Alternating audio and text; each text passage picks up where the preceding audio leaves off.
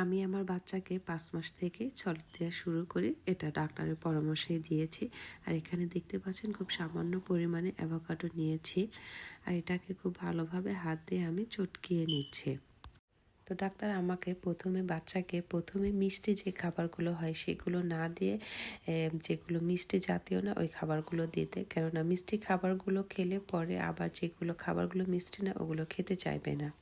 তো যাই হোক, এখানে আমি খুব সামান্য পানি দিয়ে গলিয়ে নিচ্ছি, খুব ভালো করে গলিয়ে নিব, একটু পাতলা করে বানিয়ে নিচ্ছি, যেহেতু আমি এই খাবারটার প্রথম দিকেই দিয়েছি। আর যখন একই খাবার দিবেন তখন এই খাবারটা 2-3 দিন করে দেওয়ার চেষ্টা করবেন, তাহলে করে কি হবে, বুঝতে সুবিধা হবে যে এই খাবারে বাচ্চার কোনো সমস্যা হচ্ছে কিনা, হজমের সমস্যা বা অনেক সময় খাবারে অ্যালার্জির সমস্যা থাকে। তো এইভাবে আমি ওকে এখন খাইয়ে দিব, আর এখান থেকে ও যতটুকু খায় ঠিক ততটুকুই দিব, ও সম্পূর্ণটা অবশ্যই খাবে না। আর প্রথম খুব অল্প করে দেওয়ার চেষ্টা করবেন।